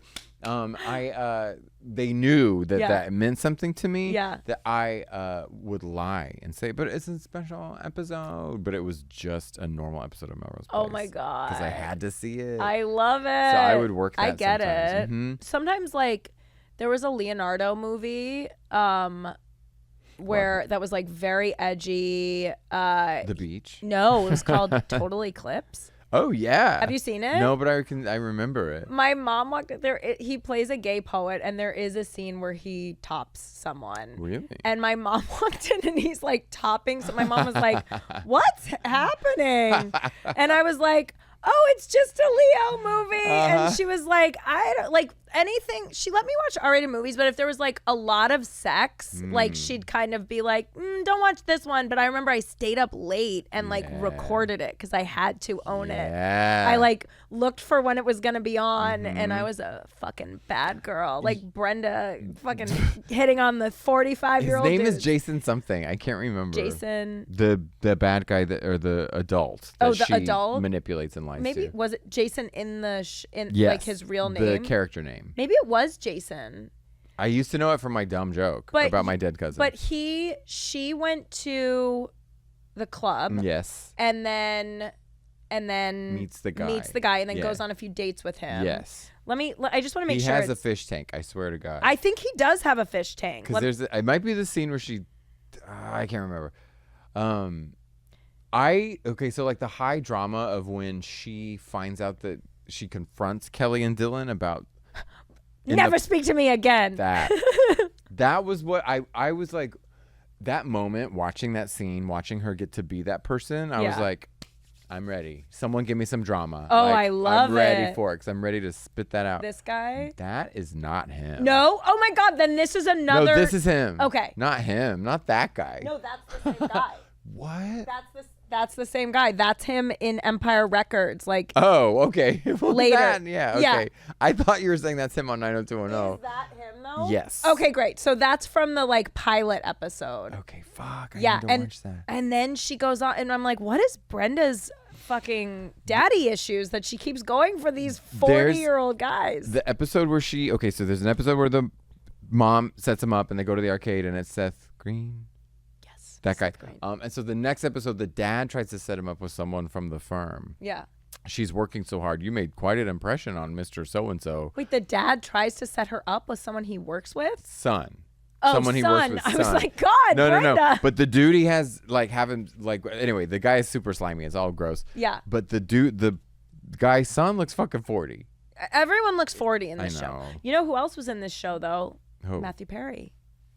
Oh, he is. Plays like the tennis. He's he like does. He's like a spoiled What I love is like everyone except Brenda and Brandon, their parents are divorced. They are like kids. They live on their own. None of them have parents around. My thing is that they are the center, and all these fucking free radicals are around them, like the Emily Valentine. Oh, Emily Valentine. She's season like 2 or 3. I think so, and they dated in real life too. She was hot. She was hot. I loved Emily Valentine. I feel like was she in Tybo too? Shut up. Are you serious? I definitely saw Emily Valentine in real life somewhere. And I also saw the woman who plays Claire. Wait, who's Claire? Do you remember Claire? Maybe. Claire comes later. Is that Brandon's curly-haired girlfriend later? Yes, I think so. Well, she's Steve's, I think. Claire, 90210. But I saw her at Target. What were all the bad things that Steve did? He broke into the computer system to change his grade. Well, first of all, racism. Racism, underlying racism. But yeah, he also cheated on their history. He got Brandon to cheat on their history. Do they buy a paper or something? Do they buy a paper? They pay for someone to do it, like an exam or the. No, I don't know. No, Steve just steals the exams. Who gets the answers? He gets all the answers.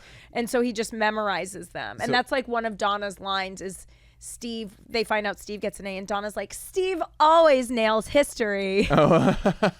No, and like, that's her one. Oh, yeah. That's Claire. She was Steve's girlfriend. Okay. Yeah. See this, because no disrespect, but she was really boring to me. Also that hair. There's a chunky real highlight. She was the chunky highlight. There's a real season 5 happens. The beach house. It's the beach house era. Can't. And that's the 90s. That's not that show, but that's that era. Yeah. Where it's recent, like when the Rachel was a thing. Yes. Yeah. I mean, she just had the chunkiest of highlights. Claire was so boring. Sorry, Claire. I know. Well, I liked her. There was something I liked about her. She was this one though. Likable. That Claire. That. Give me what do you call this kind of a décolleté, like on a dress? What do you call it? Like a low cut? Yeah, like a low cut. Crushed velvet. What's that, baby dress? Oh, baby doll? Yeah, that shit. Yeah. But like a red crushed velvet. Oh, Very yeah. Claire Danes. Oh, I love a Claire Danes moment. I didn't enjoy any of the style at all, but now I totally recognize any of it, but I recognize the nostalgia of it these days. I obviously still love it. I feel like my closet, the mood You board. had all of this ready to go. I did. I honestly, it was hard. I was like, which black bodysuit and jeans, light jeans do I wear? You do need a bass guitar. I have one. I'm gonna bring it to your house so you can just have like a photo session with it. Jam out. What like 90210 moment? What Brenda moment like impacted you the most? Oh, I have to say, I think when she got cheated on, it was like I had been cheated on. I felt so betrayed, and I was just. I think that was my first introduction to people like cheating, like heartbreak, lying, and betraying. It wasn't just that she got dumped; it was that she was betrayed by her best friend and her boyfriend while she was in Paris, just trying to have a good time and better herself. Was she a little flirty with Dean Cain? Sure, a little. Okay. She has this fucking existential moment, like, what is it cheating if I'm in bed? Like, she goes through it. Yeah, no, she does, but I think she does the right thing in the end. Cain. It's Dean Cain.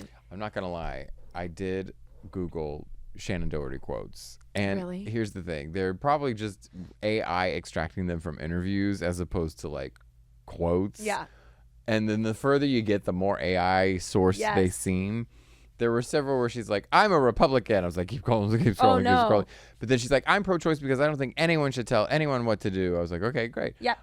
But then you just said Dean Cain. I was like, oh my God. Oh, right. He's psycho. Oh, Republican. yeah. He's very, very conservative. He's mega. Yeah. But I forgot he's on that show. He is on that show. Everyone's on the show. They tried to break a lot of people. They did. Break people's careers. Yeah.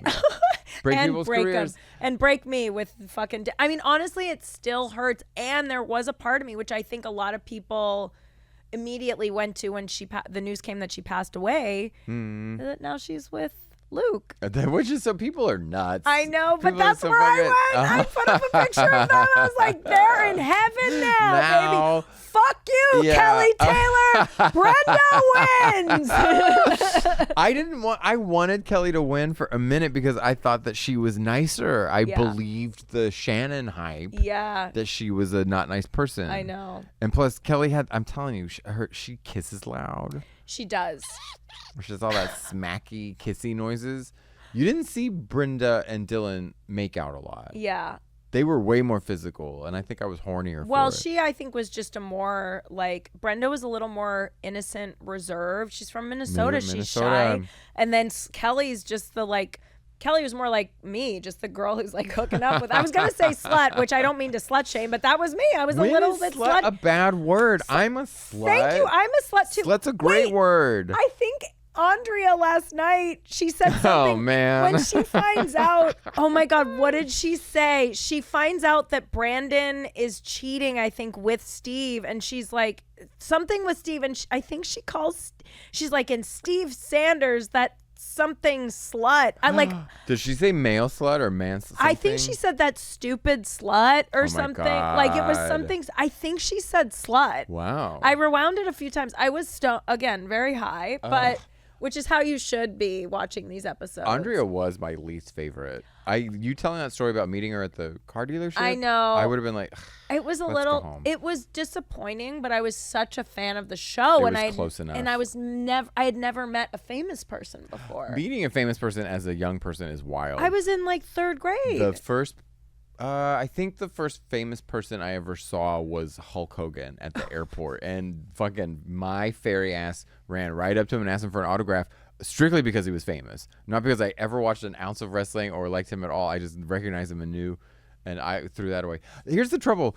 I have Hulk Hogan's autograph, which I'm pretty sure I threw away. Bob Hope, who's a fucking whatever womanizer, but a legendary comedy icon. Legendary. And Tori Spellings. And I don't know where any of them are right now. I have Leonardo DiCaprio's autograph. Huge. Because they sold it at an autograph store. I would have Paula Abdul's autograph if my parents had bought me the fucking one for $75 at the store. So my parents were like, it's framed. Yeah. My parents were like, you have to save your money. So I was like doing chores and it was $200. But then I'm like, my first celebrity sighting was Sinbad at Disneyland. That's Aaron. such a good one. God, that's a good one. Wow. Aaron wins. That's a great one. That's a really good one. Sinbad's really nice. But even the context of seeing Sinbad at Disneyland had to that's be just like a really good. That's effect. like makes it better. Yeah. But this autograph, I remember I was like violently cleaning and trying to earn the money, and I'm like listening to the Romeo and Juliet soundtrack cleaning, and then I stumbled upon this cup of change. Yes. While doing your chores. And it was the exact, it was like almost exact, and I didn't have to, I think I cleaned for like a couple hours and then found like $200.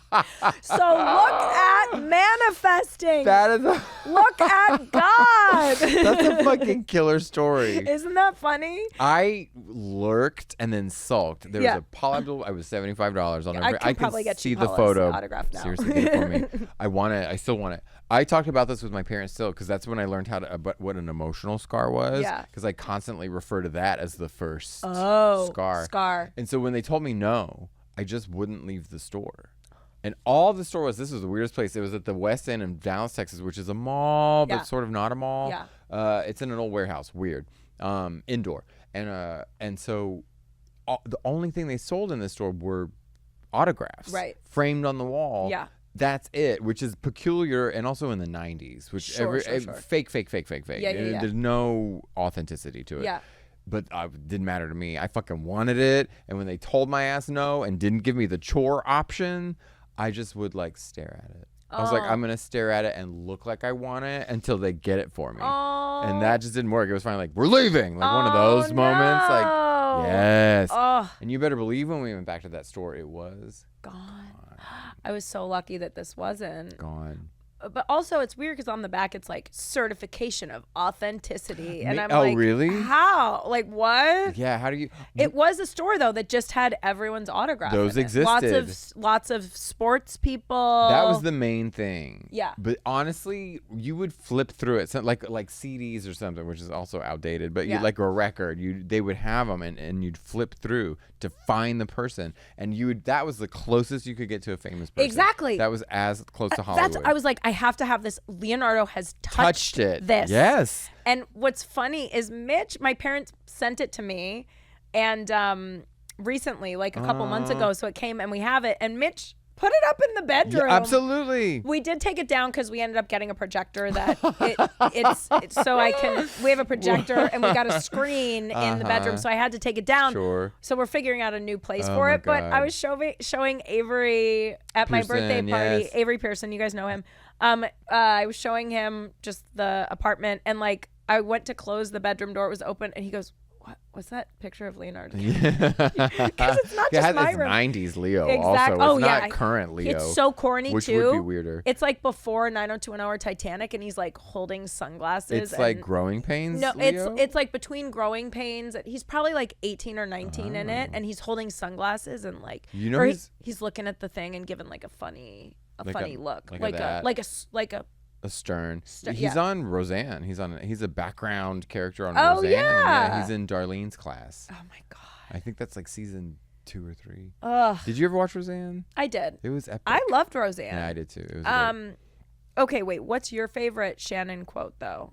Did you find one? Shannen quote? Oh. Or Brenda quote or Brenda moment. The Brenda moment that I loved the most was it was when they went to Paris, because that gave Tori Spelling so much screen time. Yeah. I was really living for Brenda was just a vehicle to get Tori closer Spelling. to Donna Martin. I love it. Other than the confrontation in the park. I mean, that's so good. Never speak to me again. I wanted that moment. I can't. Oh, I wish I had printed out that scene. I should have for us to reenact. It's a good meme. Oh, we could do a read. We could do a read. There was a confrontational like era in my life, and it was because of mainly because of that moment, and because on Designing Women, Dixie Carter's character, Julia Sugarbaker, always would go off on people. Yeah. She would put people in their place. Yeah. But the reality of Kelly cheating on her while she's in Paris gave it a real base. Right. So then I was just looking for reasons to fight with people in my life, like my friends at school. And mind you, I'm a 5th grader.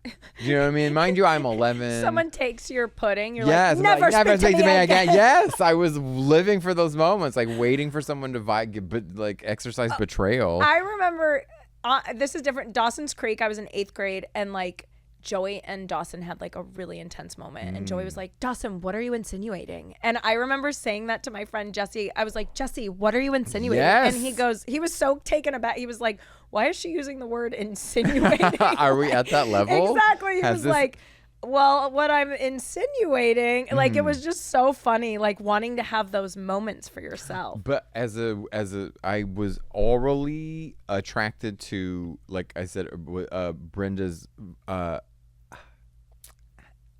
Brandon. She always puts a noise before she acts. Yeah. Mm-hmm. Some people go to the school of acting where you listen, react, and then act. Yeah. And a lot of people, that's just counting to 3. Yeah. And I think that's 1 for Shannen Doherty. She goes, yeah. And then she listens, and then she, yeah. I love it. But I was obsessed with the funniest thing in the world, if you can ever fucking find it, is really her hosting SNL in general. Yeah. But I watched the monologue in real time and was dying. Yeah. The fact that she could point to herself and laugh, and the best ever, the funniest thing I ever saw was her trying to chime everybody give a speech right at the fucking reception of her wedding. She's in a bridal gown and she's got a knife against a champagne flute going ding ding ding ding ding, and nobody shuts up, and she goes ding ding ding ding ding, and she can't get anybody's attention, so she fucking pulls out a shotgun and aims it at the roof, and she's like shut up, and it's hilarious. It's so good. It's cool to have a sense of humor like through all that. Especially then. I find it, well, whatever, it was a different time, but then when the only thing going, like, the press has full control. You don't have a rebuttal. Right. Maybe you get to go on Arsenio Hall. Sure. Google it. Arsenio had some major moments. Remember Madonna on Arsenio? Oh, huge. When she said fuck like 90,000 times. No, wait, that was David Letterman. Oh, that was Letterman. Where she has her hair Wait, what happened on Arsenio? She was just on. She didn't have the comb. She was blonde. Like Dick Tracy era Madonna on Arsenio. Oh. Which was also just a coup for both of them. Yes. Because Late Night was in a weird place then. Yeah. I believe Arsenio is what replaced Joan Rivers. Yeah. Her late night show, whatever. Sure. No, he had the Bill Clinton thing. Everybody knew because he played saxophone and that normalized him or whatever. But Paula Abdul was a huge star. Yeah. Never mind what you think about her music career, how kooky she was. In 1993, she was huge. Humongous. So Arsenio had all those people on. Yeah. And repetitively, and had a long interview. Yeah. So, it was just better. It's the best. He was so good. He was great. And nobody knows that, that's Arsenio. Yeah. And people do that unknowingly. He's the nicest guy, too. He is. Whenever I bring him on stage, we he always comes up to Biggie Hypnotize. Do you know who Bruce is? He's a comedian, old school. Bruce. I don't know. Bruce has a shout out in Hypnotize. Oh my God, yes. Amazing. Like he got Bruce who? Oh, say. I love that. Yeah. That's such a good song. Well, it was also in a movie you hate. What? 10 Things I Hate About You. It is? She does That's why I hate that movie. Julia Stiles does. I don't know why Julia Stiles got all this work where she was asked to dance, okay? She does dance a lot. She does a bad drunken table dance. And it's supposed to be kind of like, oh, this white girl is getting down kind of vibes. Yeah. But it's a bad table dance in 10 Things I Hate About You when she's drunk at the party to hypnotize. And then in Save the Last Dance, have you seen Save the Last Dance? Probably. She does... Oh my God. Who is that? What is that movie? She plays a girl whose mom died because her mom was on her way to see her audition, I think, to get into Juilliard. And she dies. And the mom dies on the way or something. And so she didn't get into Juilliard. I forget what it is. The mom died and it was on the way to see her do something and she never showed up. But she dances. I'll never dance again. Yes. But she's a trained dancer and she ends up going to this inner city school I think it's in Chicago or something. Okay. And she's one of the only white girls there, and she learns hip hop. Oh yeah, and then yeah. For her audition, it's literally the worst choreography I have ever seen in my life. But it's supposed to be good. Literally, no joke. You're a dancer. I remember even back then when I was a junior in high school. No, I was a freshman when this came out. Even back then, I was like, this isn't very good dancing.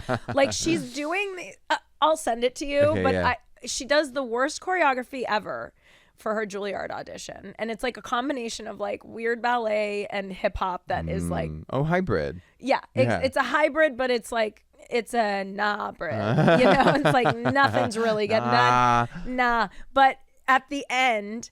And it's funny because you see the judges, and at first they're all stern, and then as she starts, she wins them over. She wins them over, and then at the very end, when she's done, she's like, and then the really douchey looking judge who has his hair in a low ponytail, and he's man. He goes, and she's leaving, she's oh, and he goes, hey, I can't say this on the record, but welcome to Juilliard, and it's just no.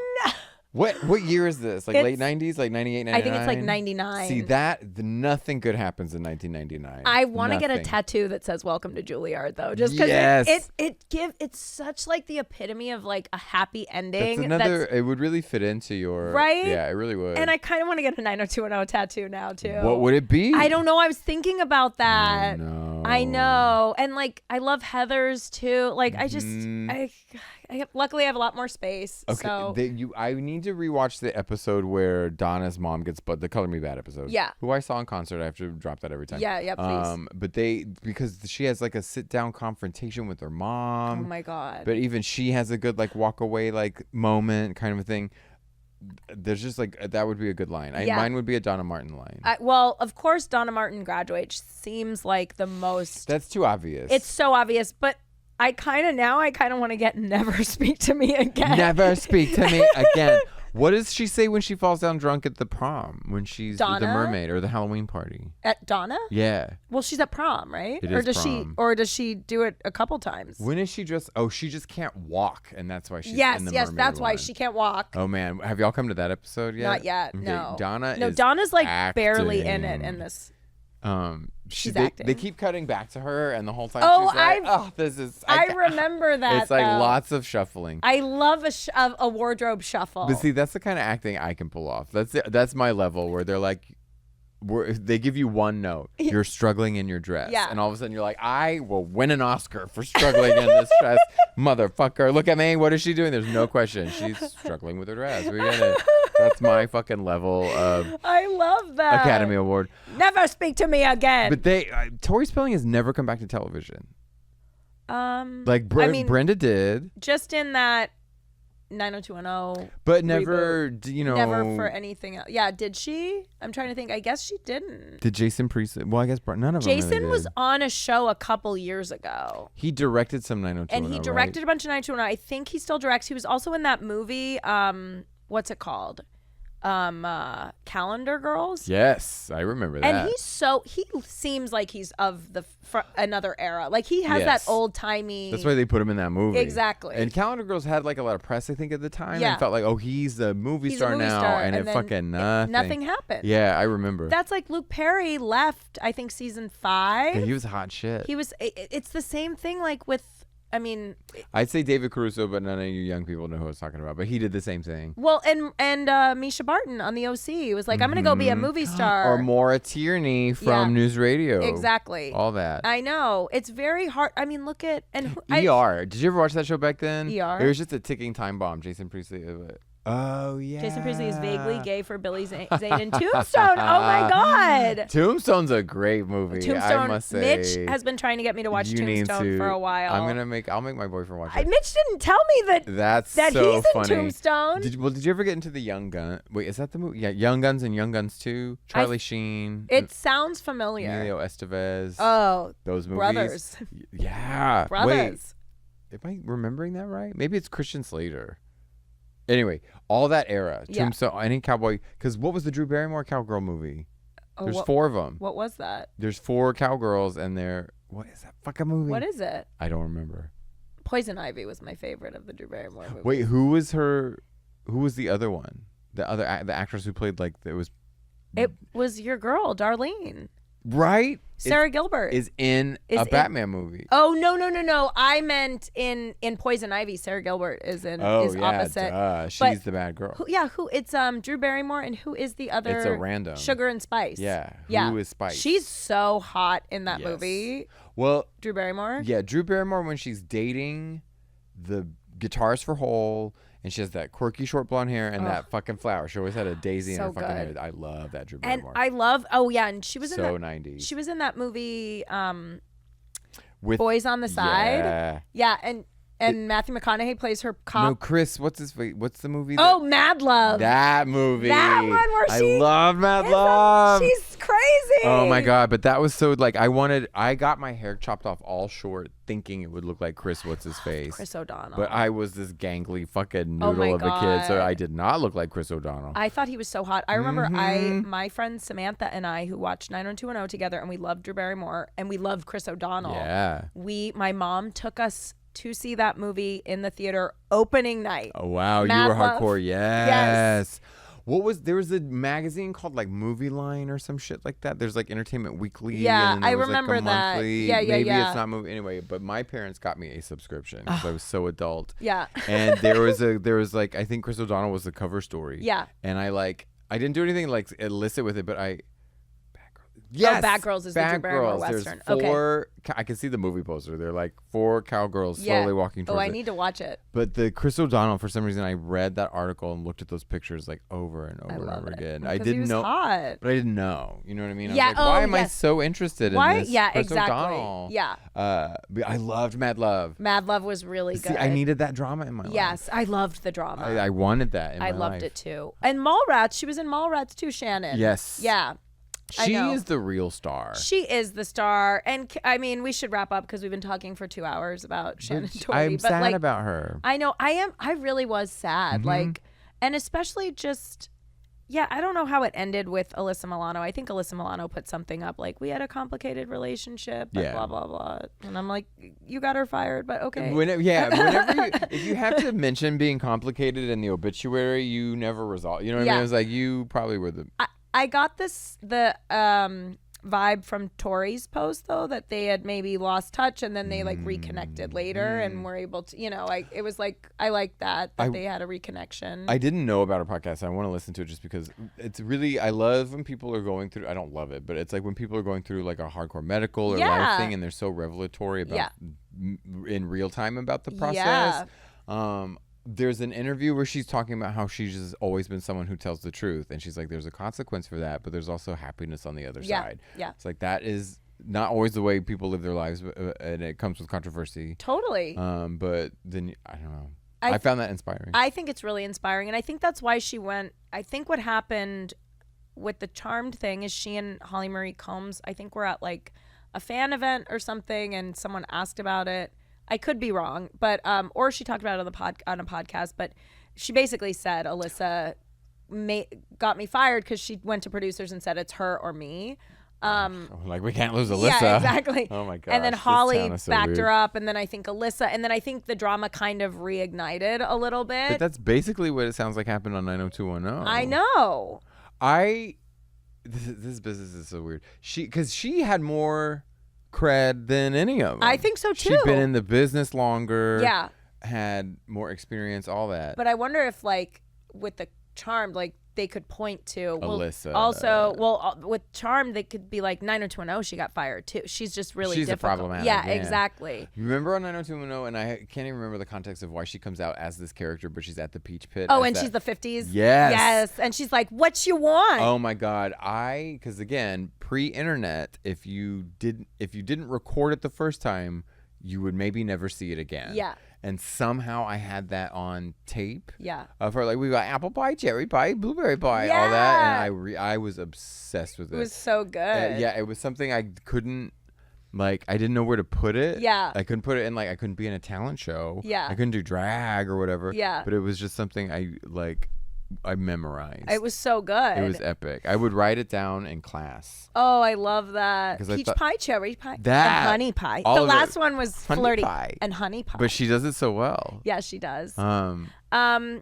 she's the best. I love her. I miss her. I'm sad when I felt the same way when Luke Perry died. It's like these people you're kind of like, oh, one day maybe I'll meet this person. Because in our work, we get to meet cool people. So that's what makes it really tough, I think, when someone you love so much that you're like, oh, I never got to tell them how much they meant to me. And that shit like that, I met, this is a non sequitur, but I met Ronnie Spector of the Ronettes, which is like an old school music group, but they're so old.